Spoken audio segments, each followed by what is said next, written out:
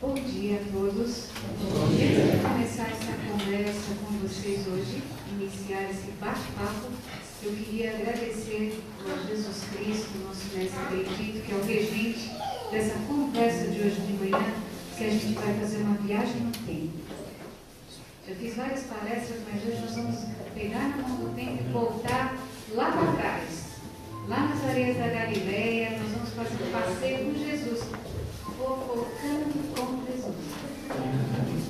E antes disso, também agradecer a equipe espiritual da Casa 3 de Outubro, essa equipe espiritual e a equipe física maravilhosa. Agradecer o carinho sempre, porque eu começo o ciclo de palestras desse ano meu aqui na casa, como sempre eu começo, com esse carinho todo de vocês.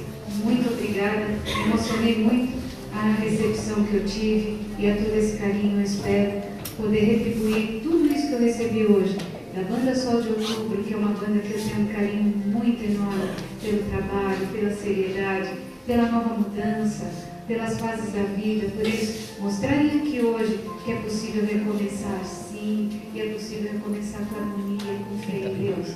Pelo carinho dessas pessoas que fazem o Sol de Outubro, o 3 de Outubro, tudo de outubro, isso é muito bonito.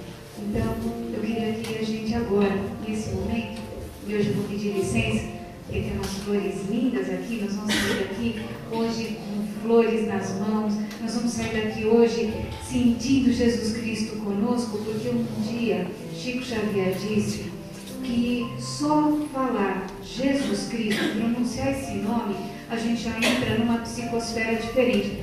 Antes de começar, vamos tentar falar disso. Pronuncie a palavra Jesus Cristo. Jesus Cristo. Já entramos numa psicosfera diferente. E antes de falar dele, vamos lá? Pessoal, quando a gente olha um limão, o que a gente sente agora? Não pode pôr limão com outras coisas, é só limão. Imagina você agora dando aquela mordida no limão. O que aconteceu com a sua boca? Todo mundo salivou, não salivou? Imagina, não está cheia, a boca cheia d'água? Não é um efeito físico agora que a gente acabou de sentir? Imagina tomando um copo de limão. Todo mundo salivou, todo mundo sentiu a saliva na boca? Isso é para a gente perceber que isso é físico. São os efeitos físicos só de olhar. A gente só olhou para o limão, automaticamente o que aconteceu com a gente? Um efeito físico aconteceu agora. A gente começou a salivar, a gente começou a sentir, nossa, se tivesse algo mais, assim, mas não pode ter algo mais, é só o limão. Mas se a gente vai para frente e olha para essa imagem, o que a gente sente no coração? A gente já falou o nome dele, a gente já começa a sentir um efeito diferente. O contrário do limão, que faz com que a gente sinta na pele um efeito duro, um efeito ácido. Ele traz a brandura.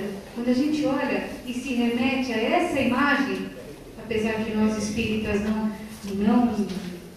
cultuamos as imagens, mas só de olhar para essa paisagem, com esse quadro perfeito, o que acontece conosco? O nosso coração se preenche. O nosso coração vai enchendo de glória e vai enchendo de algo que a gente não sabe explicar muito bem. Isso se chama paz. Essa paz só em refletir a Ele. E é exatamente agora que eu vou pedir para todos nós fecharmos os olhos, vocês vão ouvir minha voz, porque nós vamos sair de São Paulo de 2016 e nós vamos voltar no tempo e nós vamos lá aos pés do nosso Senhor Jesus Cristo, ainda em vida, ainda aqui no chão, falando conosco há 2000 anos. Nós vamos voltar no tempo 2000 anos. Nós vamos nos voltar lá para trás. Vamos fechar os olhos? E é exatamente agora que a gente vai entrando naquele monte perfeito. Foi uma fralda de um monte, muito próximo de Cafarnaum, quando Jesus Cristo, quando ele irradiava no seu amor, quilômetros de amor, onde as pessoas conseguiam entrar nessa atmosfera de luz, e ele sentado num monte simples, ao lado dele, Simão Pedro, nosso Marcos querido, Marcos eterno, as nossas nossa eterna gratidão. Lucas, não que Lucas não estava naquela época, mas estava Mateus e todos os outros anônimos, como nós aqui agora, sentados no chão e a gente olhando para ele quando ele começava a falar. Mas antes disso, o que é um sermão da montanha? O que é esse sermão iluminado ou sermão das bem-aventuranças que a gente conhece até hoje? Foi o único texto que não se apagou na história, foi o único texto que Deus conseguiu fazer com que a gente falasse dele até hoje e sem perder nenhum pedacinho dele. O Sermão da Montanha se dirige a todas as pessoas, a todos os cristãos, a toda a humanidade. É o resumo da passagem de Jesus Cristo aqui no chão. E mais interessante ainda é quando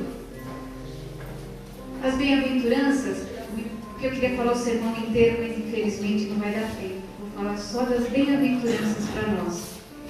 E as bem-aventuranças, alguns falam que são 8, outros falam que são 10, mas eu avancei um pouquinho mais, porque eu não conseguia parar de produzir esse estudo quando eu estava fora do Brasil, falando dele e falando do Sermão da Montanha.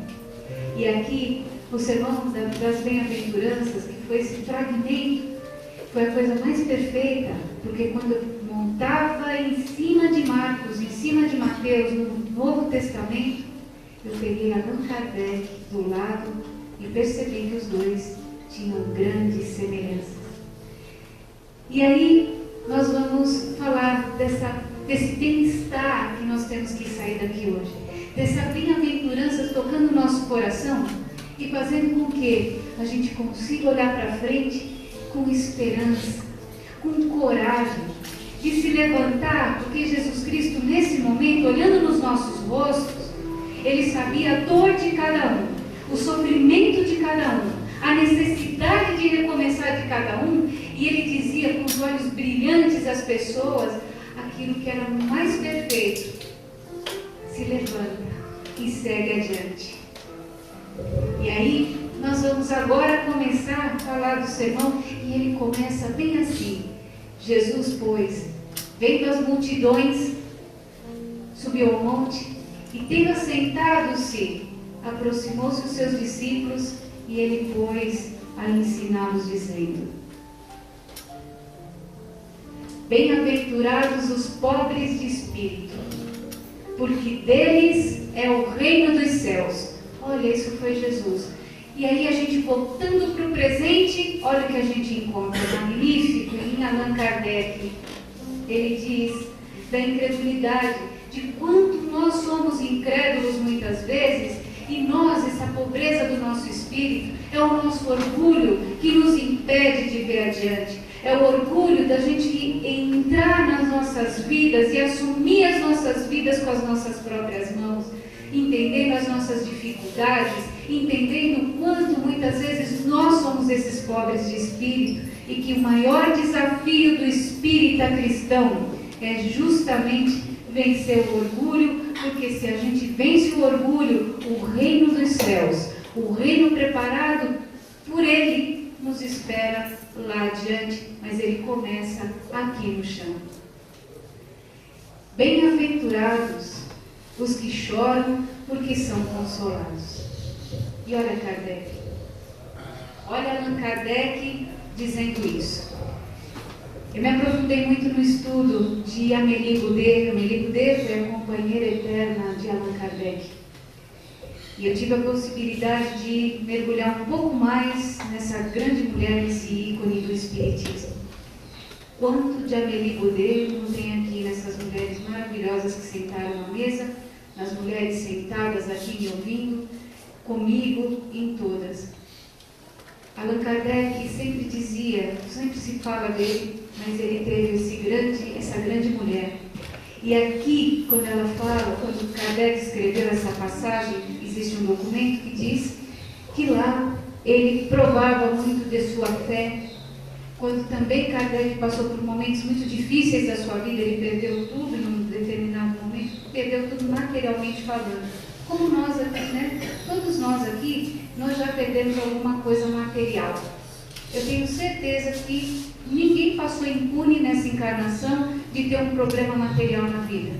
de ter que apertar um bolso, olhar no outro, está vazio, espremer para realmente conseguir atravessar as dificuldades. E Allan Kardec também passou por isso. E justamente Allan Kardec, no momento de desespero dele, junto com Amélie Boudet na França, ele pega esse pedaço do Evangelho, que a gente estuda até os dias de hoje, e ele fala assim, que tudo na vida é um momento de nós provarmos a nossa fé. Todas as dificuldades que a gente atravessa, todo momento que a gente passa pelas nossas perdas, é um momento que a gente tem que provar a nossa fé. E a nossa fé na sua firmeza e na sua perseverança. Porque não adianta a gente falar assim, eu tenho fé e não fazer absolutamente nada, não é assim? O que adianta essa fé? É a gente saber que tudo na vida passa, mas ter perseverança, acordar de manhã, sacudir a poeira, dar a volta por cima e olhar para frente e saber que a gente pode muito mais. E juntos a gente pode muito e muito mais. É assim que Kardec se levantou, conseguiu se reconstituir com o seu trabalho. 5 trabalhos ele tinha para poder se manter, junto ao lado de sua mulher, que perseverava e dizia, vai que eu estou do seu lado. Como é bom a gente olhar do lado, né? E encontrar alguém do lado que você ama, e a pessoa fala para você assim, vai que eu estou ao seu lado.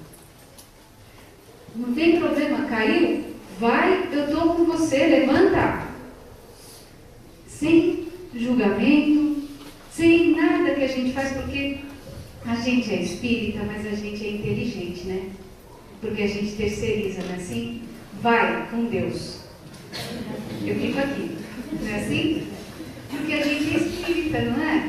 Elevado, a gente pede para a pessoa ir com Deus. Ou então a gente fala assim, põe na mão de Deus e Deus resolve. Não, a gente tem que resolver com Deus, estar aberto para as coisas novas e perseverar na nossa fé, perseverar onde Deus efetivamente pode atuar na nossa vida, porque não cai uma folha da árvore que Deus assim não deu uma chacoalhadinha para ela não cair. Cai tudo na hora certa. E o pior desta hora certa é que a hora é de Deus e o tempo é de Deus e a gente quer que o tempo seja nosso, principalmente nós mulheres, não é assim? Como a gente quer que o tempo seja nosso, a gente não... Rapazes aqui presentes, nunca falem essa palavra porque nós não gostamos. Paciência.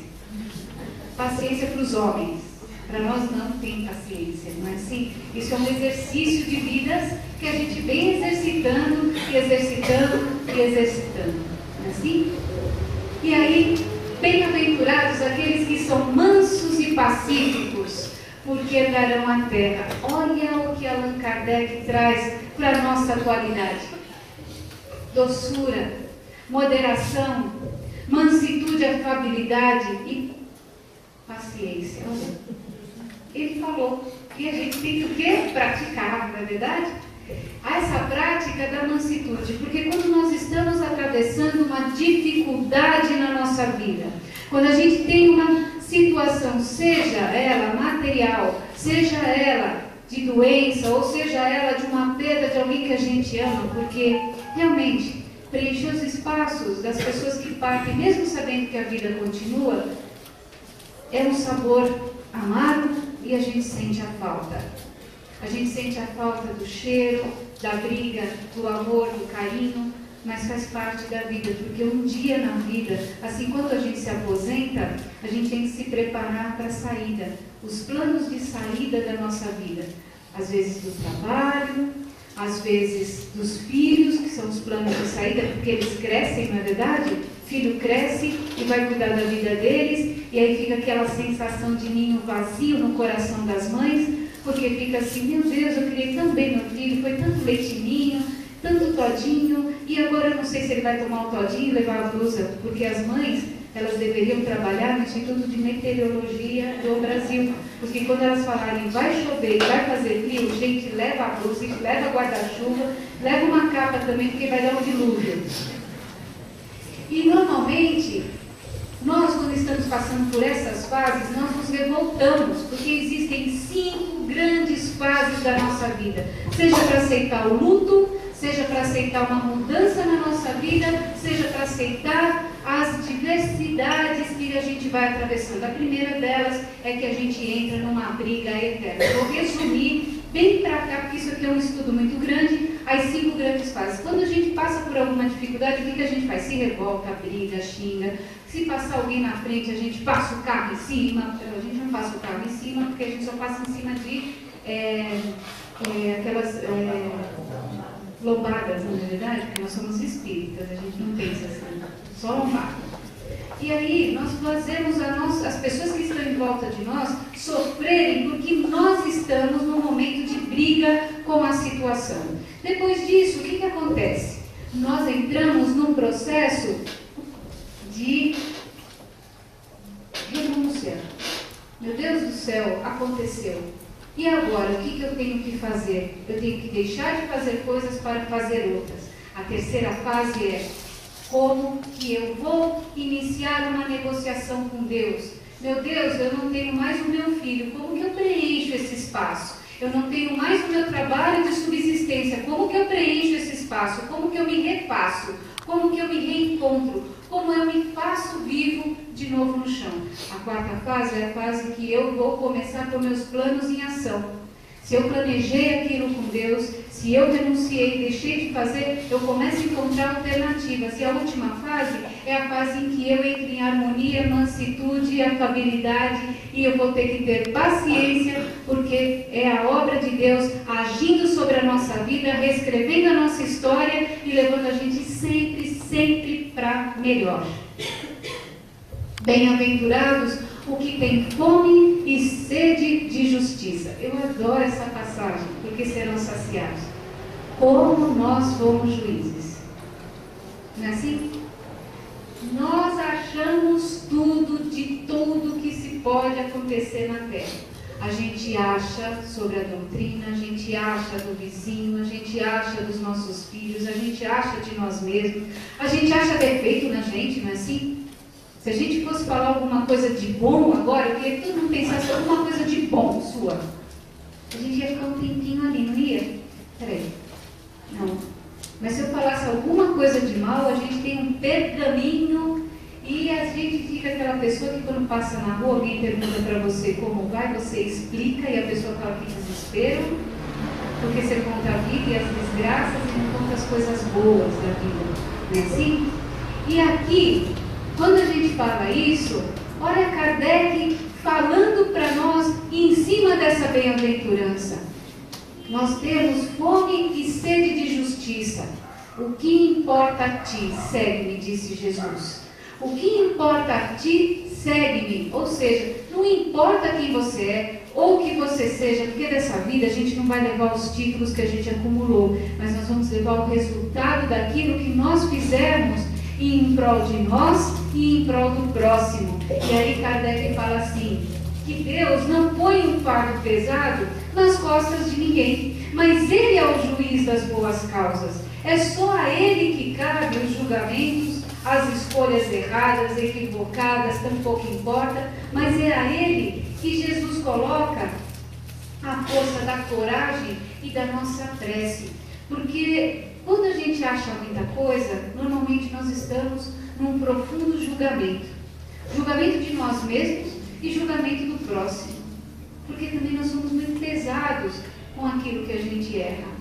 Nós estamos na Terra, graças a Deus, para a gente errar, descobrir que erramos, fazer diferente. E uma vez uma pessoa chegou para mim e disse, Gil, eu rezo tanto, e todos os problemas da minha vida voltam a acontecer exatamente igual. Aí eu disse, se as coisas voltam na nossa vida, é por duas razões.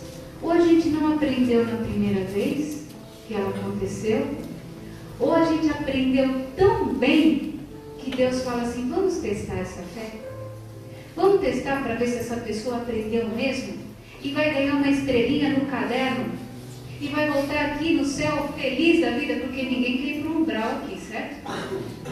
Quando eu falo isso, todo mundo fala, não, eu devo tanto. Eu não, eu quero ir para o céu. É por isso que nós estamos aqui, vamos para o céu, vamos para a luz. Não é assim? Todo mundo quer ir para uma morada de luz. E é por isso que a gente está aqui no chão, construindo nossa vida, construindo nosso infinito, o nosso infinito perfeito. E esse infinito perfeito é voltar para casa completista, vivendo uma vida consciente de que todos nós merecemos aquilo que é nosso e todos nós merecemos ser felizes. Todos nós. Mas tudo acontece, mais uma vez, e é no tempo de Deus. E o tempo de Deus é diferente do tempo da terra. E esse tempo da terra é que a gente tem que fazer com que ele valha a pena. Porque o tempo começa assim. Nós nascemos, envelhecemos e vamos morrer. A gente tem que aproveitar esse intervalo entre nascer e morrer. E isso é porque a gente está aqui. É viver cada dia e agradecer a Deus tudo que a gente tem. Porque hoje, sentados aqui, nós somos diferentes. Nós somos especiais. E se a gente olhar para trás, a gente já está alguns passos à frente de algumas pessoas, porque a gente já conhece algumas coisas. Mudamos todas? Não, mas conhecemos algumas. E é por isso que quando a gente tem essa necessidade de justiça, porque a gente se acha sempre o injusto da causa, a gente sempre acha que Deus é injusto, porque comigo que está acontecendo isso, eu que sou tão bom, eu que vou no centro espírita, eu que dou passe, eu que faço isso, eu que dou comida, eu faço tanta coisa boa, por que Deus prova a gente assim? Por que Deus nos coloca numa condição tão de prova? Eu não faço nada e tem gente que faz tanta coisa ruim e está tão bem. Será que as pessoas que fazem coisas tão ruins como a gente julga que faz, será que elas estão tão felizes assim? Nós não estamos 24 horas ao lado delas. Nós não estamos acompanhando os seus dias, seus sofrimentos. E se a gente está passando por isso, não é porque Deus colocou um fardo mais pesado nas nossas costas. É porque é justo para nós. É para nos fortalecer. É para fazer com que qualquer coisa que vier de volta, a gente fale, é mais um. E dar valor às coisas que efetivamente têm valor na nossa vida. Valor eterno, valor profundo, porque mais vale a gente voltar para casa hoje no domingo, sentar na mesa e comer aquele macarrão ao lado da avó, da tia, seja quem for, ao invés da gente falar, poxa, eu tenho que ir mais uma vez na casa da minha mãe. Não, porque a gente só vai perceber isso lá na frente, quando a gente não tiver mais aquela mãe falando assim, sabe o quê? Leva a blusa, vai chover e leva um guarda-chuva também. E a gente vai sentir uma falta danada dessa hora que a gente fala, ah, que isso? Tudo tem importância e tudo tem que ter o seu valor.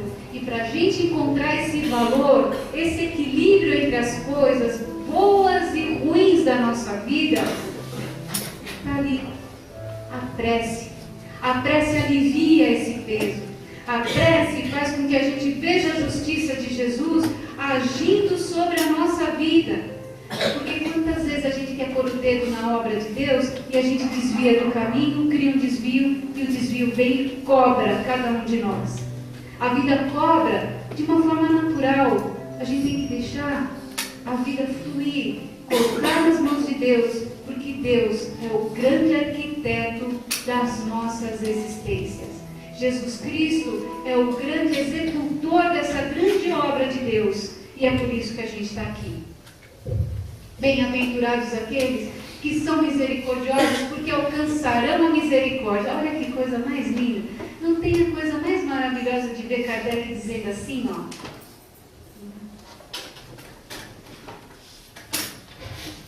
Perdão. Quando Kardec olhou para essa bem-aventurança e os espíritos que ali estavam trazendo o Evangelho para nós, olha que coisa perfeita. Perdão.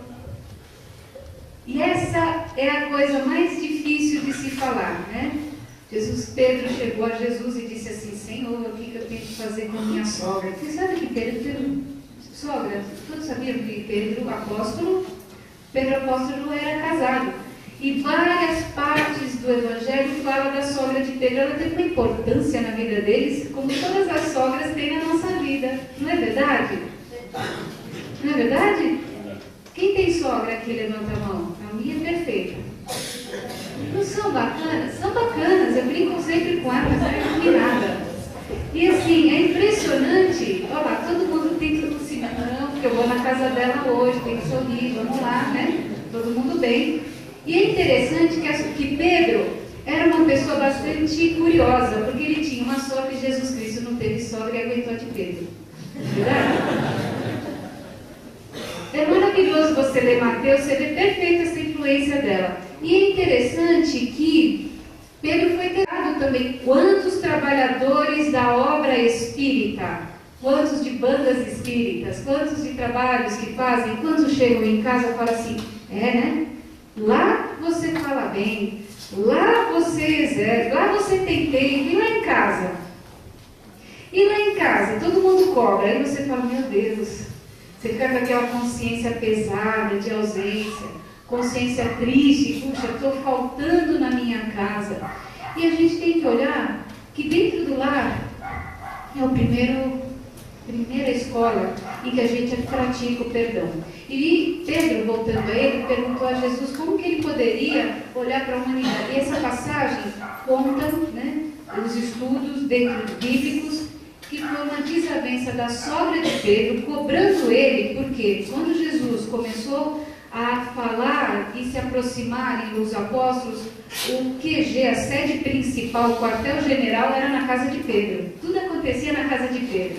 Vamos na casa de Pedro. E quem estava lá? A sogra. E ele era um pescador humilde e precisava levar subsistência para casa. E o que aconteceu? A sogra começou a falar, agora você só deu para sair com esse tal de Jesus Cristo. Olha que coincidência com o passado e o futuro, não é verdade?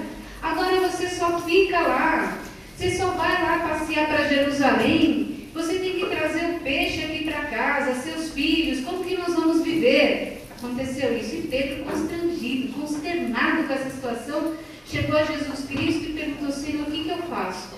Perdoa 7 vezes, 70 vezes. Essa é a origem dessa passagem divina do nosso Evangelho. Perdoa, não uma vez não, 7 vezes 70. E aí nós espíritas saímos daqui mal, porque a gente fala assim, então quer dizer que eu vou ter que sair lá fora, abraçar meu inimigo, falar assim, agora vem para minha casa? Não.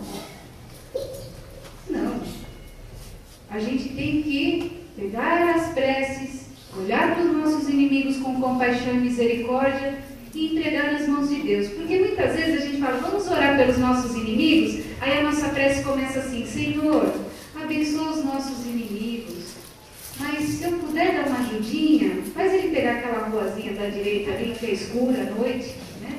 Ele dá uma passeada lá.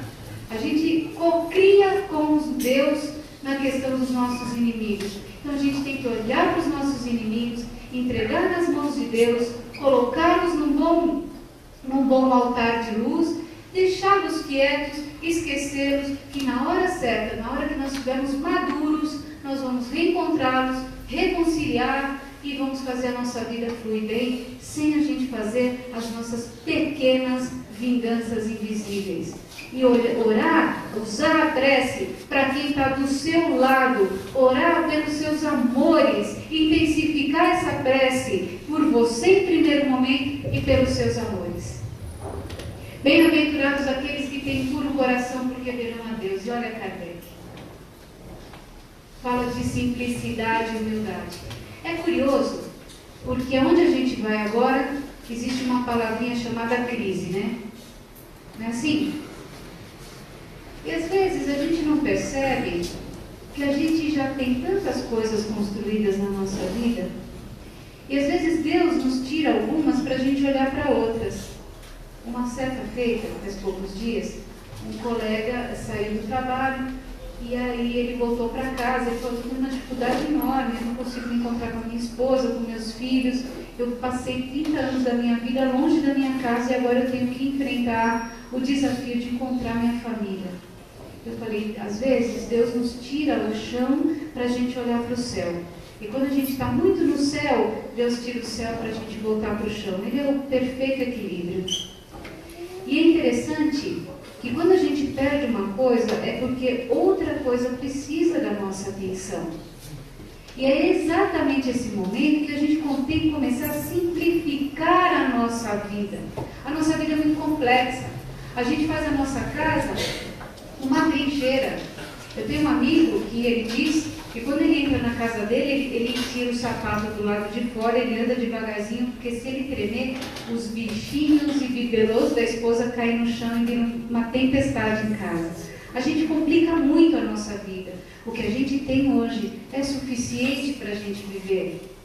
A gente não precisa mais, a gente já tem. E é possível se a gente simplificar, se a gente tiver a humildade de olhar e falar assim, eu não preciso disso. Eu posso viver sem isso, porque se eu conseguir fazer dessa maneira, eu vou ser feliz, eu vou passar pela crise e vou estar bem. Eu comigo, eu com o meu redor e eu com a minha sociedade. Bem-aventurados os pacificadores, porque eles serão chamados filhos de Deus. Esse é para todos aqueles que falam assim, deixa para lá, quando aparece uma briga, não é assim? Todo mundo brigando, se descabelando, deixa para lá. É a turma do deixa para lá. E Kardec fala assim, se você não consegue ajudar o teu próximo, se você não tem aquilo que você pode fazer, ore pelo próximo. Mais uma vez a exaltação da prece, porque a gente quer tanto que as coisas sejam pacíficas. Se a gente tem um filho problemático, o que a gente quer? Que ele já mude de posição, não é verdade? A gente já quer que ele já semear dentro da casa do filho a paz, a harmonia, mas muitas vezes aquele espírito, atravessando aquela dificuldade, ele está num momento de maturidade que ele não consegue compreender isso. E a gente tem que orar. Não adianta a gente chegar lá e colocar a colher de pau no angu alheio, com as nossas vontades, ou chegar na casa dos outros e falar, vamos pintar sua casa hoje de azul. A pessoa odeia azul, mas a gente quer pintar a casa dela de azul, não é verdade? Então a gente tem que respeitar o princípio do respeito e da prece. Se nós não podemos fazer nada, é a prece que faz com que as pessoas sejam pacíficas dentro do seu lar, dentro do seu coração. Porque se nós estamos pacíficos dentro de nós, o ambiente já se torna pacífico e harmonioso. Bem-aventurados os que sofrem perseguição pela justiça, porque deles é o reino, e o reino dos céus é para eles. E olha aqui que Kardec fala lindo quando ele olhou essa bem-aventurança. Esse é para os trabalhadores. Trabalhadores da boa causa, como falam os espíritos. Abnegação, humildade, caridade, benevolência. 4 pilares para que a gente alcance o reino dos céus. 4. A gente tem que ter abnegação, aceitar aquilo que a gente não pode mudar. Humildade, que é olhar que também somos falhos, seja nas relações amorosas, seja nas relações familiares, profissionais, todos nós temos falhas. E a caridade não é com o próximo só, é com a gente. Nós temos que ser um pouco mais caridosos conosco. Parar de se cobrar a perfeição, porque a perfeição não é desse mundo. Nós somos estudantes em busca de uma boa nota. Talvez não 10, mas se a gente sair daqui com 7, tá bom, tá ótimo. E benevolência. Quando nós somos benevolentes, as coisas têm um tamanho menor, as brigas são menores, a gente consegue olhar as pessoas de uma forma mais tranquila, porque a gente sabe que, como nós, todo mundo é imperfeito. Bem-aventurados sois quando, por minha causa, vos injuriarem, vos perseguirem e mentindo disserem todo o mal contra vós. Aqui, Allan Kardec fala das humilhações e das nossas queixas. Principalmente quando a gente é espírita, porque é curioso, né? Não sei se vocês já fazem esse teste. Quando você chegar numa rodinha fora do meio espírita, aí as pessoas falam assim, qual a religião que você segue? Eu sou católico. Aí você olha para a pessoa e fala, e agora? Fala que eu sou espírita, aí você fala, aí você, né? Não, eu sou espírita. Peraí, você é espírita? Mas você é o quê? Mesa branca, umbanda, candomblé, o que você é? Eu falo, não, eu sou espírita. E aí você tem que explicar. Fica uma confusão de ideias, não é assim? Então a gente já fala assim, tudo bem, eu sou cristã. Aí fala, então você é evangélico. Não, aí fica uma confusão, não é assim? Então, a gente tem que entender, a gente tem que ter coragem para assumir algumas posições na nossa vida. Seja nós como espíritas, em algumas situações, mas também a gente pode ser espírita. Vocês conhecem o espírita chato? Conhece? Não? Ele é legal. Ele chega numa rodinha, o pessoal está falando do churrasco na casa da mãe, ele chega e fala, vamos fazer um evangelho lá? Ou então está aquela festa de casamento, ele fala, então agora vamos pôr uma cadeira aqui para a gente fazer um discurso evangélico, né? E o pessoal está assim, meu Deus, eu estou casando, né? Então a gente tem que saber a hora certa para fazer com que as pessoas elas conheçam aquilo que um dia tocou o nosso coração também, mas com carinho, com amor, porque também chega assim, só sofre na terra, o Espiritismo faz o sofrimento. Não, a gente tem que mostrar que o Espiritismo ele está aqui para fazer com que a gente se levante, não é sofrimento eterno. Porque também tem espírita que fala assim, eu estou passando por isso porque eu estou pagando a outra encarnação. Você fala, Jesus, então foi mal, hein? A gente está aqui para aprender, somos estudantes. O que aconteceu na vida passada, graças a Deus está na vida passada. E agora a gente está aqui de novo, começando tudo outra vez. Exaltai e alegrai-vos, porque é grande o vosso galardão nos céus, porque assim perseguirão os profetas que foram antes de vós. Aqui, eu acho perfeita essa passagem. Para a gente estar aqui, alguém teve que nascer primeiro que nós, não é verdade? Sabe quem foi? A nossa mãe chata, o nosso pai que nos cobra, toda essa gente que a gente critica, eles vieram antes de nós. Mas se a gente olhar um pouquinho para trás, teve gente que veio antes de nós, veio Kardec, veio os profetas, veio Jesus, veio todo mundo trazendo um legado de renovação para que a gente chegasse agora. E a gente fica perdendo tempo criticando. Eu acho tão curioso chegar para um adulto de 55 anos, ele fala, está vendo como eu sou? A culpa é da minha mãe. Eu falo, peraí, mas aqui eu tinha 5 anos de idade, minha mãe dava atenção para o meu irmão. Ele tem 55. Já foi. A mãe já está lá no plano espiritual e a coitadinha está obsediada pelo filho. Você não me deu atenção. Você vai nascer minha filha, você vai ver o que vai acontecer. Vou te esquecer no berço. Não é assim? Você fala, meu Deus. Pai e mãe fazem o que eles podem fazer. O que eles conseguem fazer e sempre buscando o melhor. E a missão dos pais é tão complexa que entregar, porque ninguém é pai, ninguém é mãe. Isso é tolice, porque pai só existe um e é Deus. E aqui são tutores. Quando pai e mãe vêm na terra com essa missão, são tutores de Deus, para entregar os filhos de Deus melhores no plano espiritual. Olha que missão. Essa é difícil. E eles estão fazendo o melhor deles, da forma que eles conseguem fazer. E olha o que Kardec fala assim.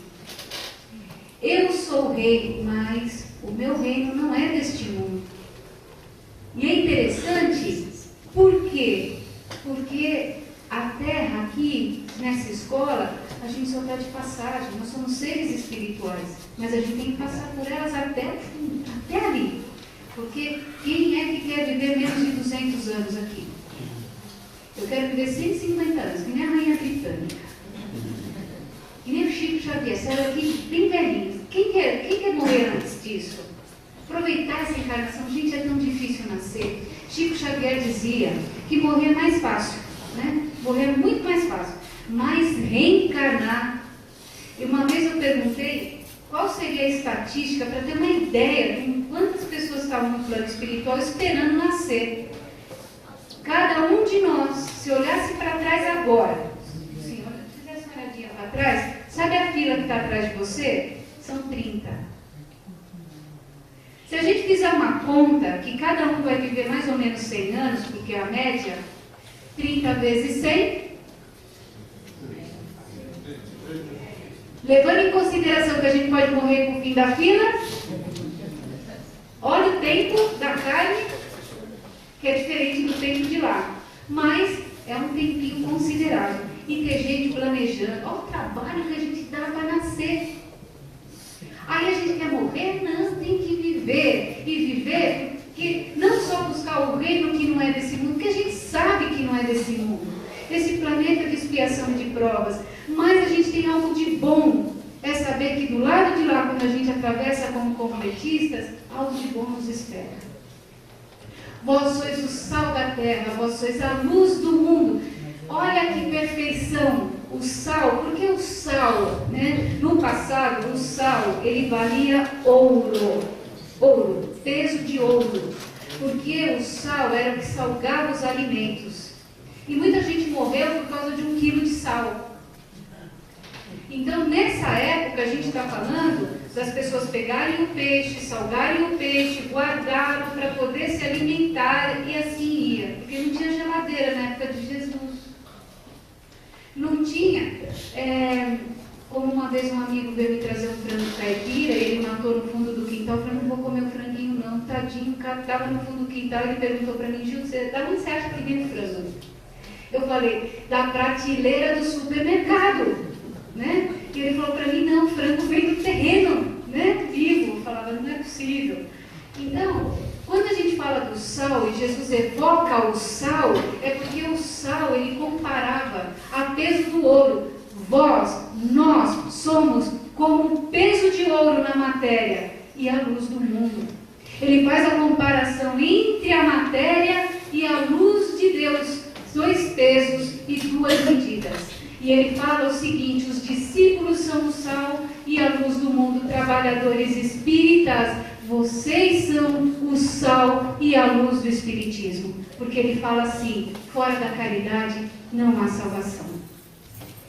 Se a gente não for caridoso, benevolente, adianta. Adianta a gente pôr o dedo em aço e falar para a pessoa que ela tem dificuldade, mas a gente não é capaz de fazer a benevolência de uma oração, de chegar a essa pessoa e dar um caminho, apontar uma direção, porque às vezes a gente está tão tumultuado, tão cheio de problemas, que a gente não enxerga uma luz. Mas chega um anjo de Deus bendito e fala, você já analisou esta possibilidade? A pessoa fala, nossa, não é verdade? Cuidado com os falsos profetas. Isso aqui eu já avancei um pouquinho mais das bem-aventuranças. Eles vêm a vocês vestidos de peles de ovelha, mas por dentro são lobos devoradores. Olha Kardec, conhece a árvore pelos seus frutos. Eu acho curioso isso, porque a gente se acha o eterno enganado, não é assim? Enganado quando a gente está namorando. Eu falo sempre que quando a gente namora é a fase do engano. Todo mundo engana o outro, não é assim? Todo mundo é perfeito, é quando casa fala, você me enganou. No trabalho é a mesma coisa, é a relação da paixão e tudo mais, passa um tempo, você me enganou. E assim é a vida nossa. E na verdade a gente tem que conhecer as pessoas pelo fruto que ela produz, o que ela faz, o que ela agrega de valor. Amarás o Senhor teu Deus de todo o coração e de toda a alma e de todo o teu entendimento, e amarás o teu próximo como a ti mesmo. Gente, é o resumo quando Jesus terminou. Esse é o finzinho desse encontro com Jesus. Quando ele fala assim, eu resumo minha passagem aqui em 2 mandamentos. Ama a Deus sobre todas as coisas. E ama o teu próximo como? Se a gente não se ama, você não vai amar nunca o próximo. Nunca, porque você não vai ver nada de bom. E aí, olha Kardec contradizendo tudo isso, contrapondo tudo isso, não contradizendo, contrapondo esta passagem de Jesus dizendo, espíritas, esse discurso lindo, quando espírito de verdade, espírito verdade, não é espírito de verdade, é o espírito verdade, escrevendo, falando para Kardec, ele diz em 1860 assim, que a gente já avançando no tempo, espíritas, amai-vos, eis o primeiro mandamento. E o segundo mandamento espírita, instruí-vos. Eis o segundo, porque tudo, exatamente tudo se encontra no cristianismo. Esta é a grande verdade sobre a verdade espírita, é o Cristo Jesus. E é exatamente nesse momento que a gente vai chegando ao fim desse encontro, que eu avancei um pouco, porque eu me emociono muito e eu me empolgo falando dos estudos do Evangelho. Eu queria pedir licença à mesa, que aqui tem umas flores lindas, divinas, né? E a gente está sentado ainda aos pés de Jesus Cristo. e aos mentores aqui, eu vou pedir ajuda enquanto a gente vai continuando esse trabalho. Eu queria que cada um pegasse uma pétala de rosas daqui da casa, que a casa oferece hoje, tão bonito, que a gente vai distribuir agora, né? Por favor, uma pétala, não precisa levar tudo, já que vindo 3 de outubro eu vou levar a flor inteira, não, uma pétalazinha só, para que todo mundo saia daqui com essa pétala perfumada, com esse carinho iluminado que foi feito aqui pelas pessoas, enquanto a gente fala de uma coisa linda, porque nós espíritas, muitas vezes nós somos criticados porque nós somos meio sisudos, não é assim? Mas Allan Kardec disse, espíritas, amai-vos. E a gente sabe amar, não sabe amar? Sabe ou não sabe? Claro que sabe, eu adorei. E a gente vai provar que a gente sabe amar. Sabe como? Olha do lado, estão acompanhados aqui, quem está sozinho, mentaliza nesse exato momento alguém querido lá em casa, para a gente mandar um abraço bem forte para eles. Mas se você está acompanhado com alguém, tenha coragem de olhar do lado dessa pessoa, pega na mão dela forte. Dá aquele abraço na pessoa e mostra para o plano espiritual que espíritas, nós sabemos sim, nós sabemos amar, nós sabemos fazer com que a vida se transforme em momentos pequeninos para a gente chegar na nossa casa. Abraça essa pessoa, porque amanhã ela pode não estar com você. Amanhã essa pessoa pode estar lá do outro lado e ela pode ser um fantasma. Hoje ela é vida. Então olha muito no olho dela. E vamos tentar mais uma coisa? Olha para essa pessoa e fala assim, eu amo você. Eu amo você do jeito que você é. Mesmo que a gente não sinta tão profundo, porque espíritas, nós sabemos amar e a gente se instrui, mas a gente ama, provando que a gente pode. Eu amo essa mulher e amo vocês, porque vamos lá? Sérgio, eu queria todos com a pétala nas mãos agora, de rosas, do 3 de outubro, para a gente levar para a nossa casa, porque Jesus Cristo vai se despedindo, né, desse momento, e Ele perfuma o nosso coração com essa flor divina, abençoada por esses mentores de luz, por essas pessoas tão preciosas que estão aqui trabalhando nessa manhã de hoje. E a gente vai fechando os nossos olhos, mentalizando as pessoas que a gente ama que não está aqui presentes, mas precisa tanto desse carinho, tanto disso, porque tudo passa. E passa.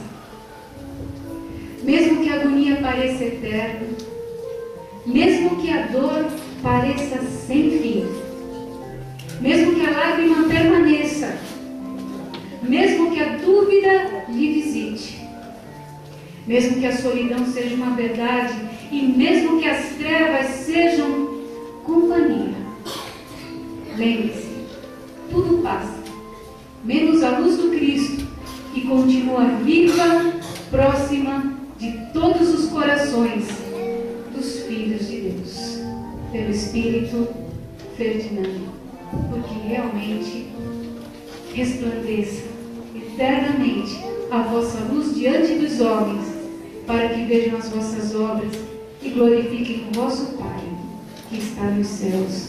Última frase do Sermão da Montanha, Jesus Cristo, porque é Ele que a gente deixa agora até o nosso próximo encontro, levando um pedacinho dessa pétala de rosa do meu coração e da certeza de que Jesus Cristo, essa imagem divina,